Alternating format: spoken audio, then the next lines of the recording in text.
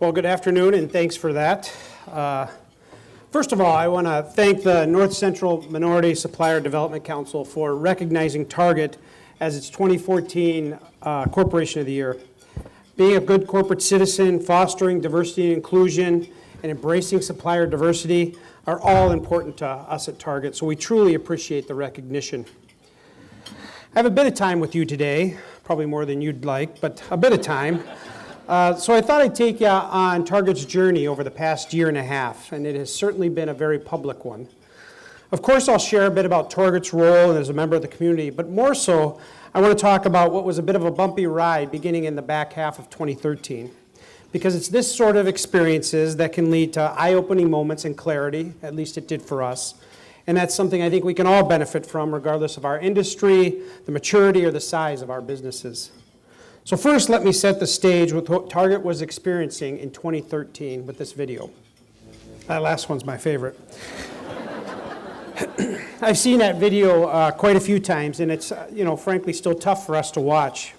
But I think that was our reality late in 2013, and shying away from it or pretending it didn't happen would be futile, and for us, frankly, destructive. On the other hand, we believe that the hottest fire forges the strongest steel. So I want to talk about how we faced up to some tough truths to emerge stronger. Last summer, we began the most comprehensive strategic review that had ever been conducted at Target. We began with consumers and shoppers first, before focusing on the Target guest and our brand, taking an outside-in perspective. Over the past 25 years, our merchandising and marketing were focused on suburban soccer moms. Today, our core guests are increasingly diverse families, a growing percentage of them Hispanic, who are digitally connected, love to shop, and demand great value.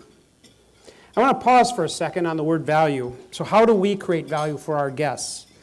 We found that value means a lot of different things. Quality products and affordable prices, for sure, but also great service and local, personalized experiences, whether guests choose to shop in our stores or in our digital channels. And importantly, being a responsible company that cares about sustainability, giving back, and enhancing our communities. Our strategic assessment showed that some things would need to change and some things wouldn't need to change when it comes to what Target stands for and what will be known for going forward. Our strategic priorities to drive growth and financial performance have changed. Today, we're intently focused on on-demand shopping. That's code words for easily shopping where you want, when you want, how you want. Growing our signature categories, including style, baby, kids, and wellness. Becoming increasingly localized and personalized. Testing new urban formats like City Target and Target Express. And finally, simplifying the way we work. Eliminating complexity, controlling cost, and freeing up resources to fuel investments in growth. You may be wondering, given what I just said, why corporate responsibility isn't on this list. Rest assured that our dedication to being a responsible corporate citizen has not changed. It's in our DNA. And not only is it the right thing to do, it's something our guests expect from us. And that's something they believe we deliver. As you hopefully know, each year we give 5% of our profits to communities where we live and work, which adds up to more than $4 million a week. That's a big number, and remember, this is the finance guy talking. But that's really only part of the story. The work our team members choose to do simply because they're passionate about their communities is incredible and added up to 1 million volunteer hours in 2014. It's exactly these passions, these unique personalities, skills, and experiences that we want to support and foster at Target. Because when we harness our diverse talents and perspectives, we build a better experience for our Target guests. The same idea is applicable to our work with diverse supplier and partners, many of whom are in the room today. Those of you who work with us know that we believe that you bring creative solutions to the table, strengthen our core values, and a lot better align us with the communities in which we operate. Our 2014 diverse supplier spend was approximately $900 million, and 160 of our more than 750 diverse suppliers were new in 2014. Clearly that remains important to us, but this is a group already well-versed in corporate responsibility, diversity and inclusion, and supplier diversity. So I don't want to spend a lot of time rehashing what you already know. Instead, since it's important for any organization and clearly a focus at Target right now, I thought I'd spend some time talking about team. Obviously, the past year and a half have been tough for the entire Target team. Beyond our review of our guests and our strategy, we need to take a hard look at ourselves and our culture. And frankly, what we've come to understand is that, in the words of our Chief Marketing Officer, Jeff Jones, Target's culture is our greatest strength, and it has potential to be our greatest liability. Now, what does that mean? Well, we have a wonderfully optimistic, collaborative, energetic, and ambitious team. But over time, we had also become a place where everyone felt they should be involved in everything. Too many people invited to too many meetings, too many people had veto power over decisions that didn't directly affect them. And we were becoming handcuffed by consensus. We needed to be faster in how we work, how we make decisions, and how we get things done. That means more disruption, less layers of approval, and yes, collaboration, but not everywhere, and only when it's warranted. It also means we need to be willing to make more mistakes and embrace them so that we can move quickly to better solutions.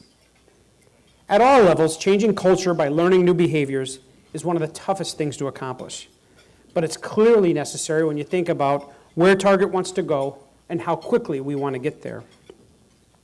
Over my almost 20-year career at Target, I've been immersed in a number of different teams and what you might call mini cultures. What I've learned is that a diverse team is a must-have, but there is an art to harnessing the power and allowing people to do what they're good within the bounds of your strategic direction. For me, two specific experiences come to mind.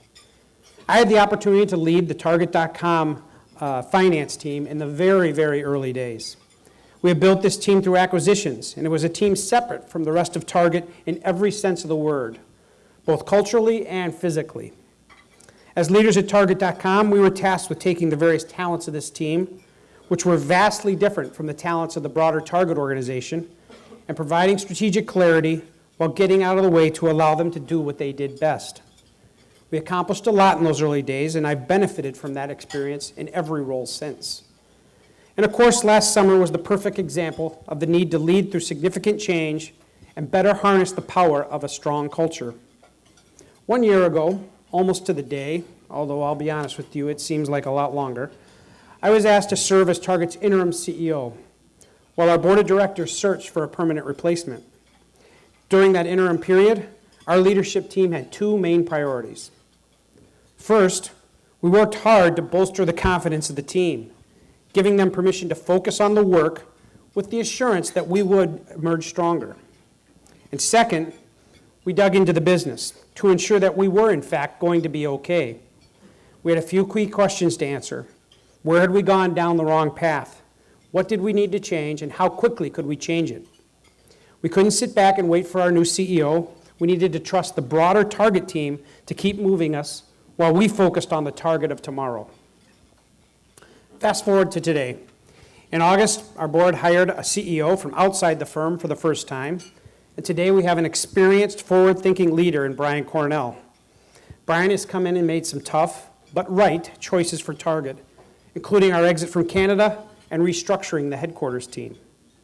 In March, we met with investors to outline our plans for both this year and the longer term, and those plans were received with enthusiasm. In fact, today our stock price is about 40% higher than a year ago, reflecting the progress we've made in a short amount of time. Yet we keep reminding ourselves and our teams that we're in the very early stages of a much longer journey. Even as we've seen improvement in our financial performance, Brian and I often remark to each other, there's no high fives. As of today, we've taken the first and very important steps of realigning our teams around our strategic priorities and equipping them to do their work with a rejuvenated entrepreneurial spirit, quickly, with more autonomy and a passion for what's next and what's right for Target.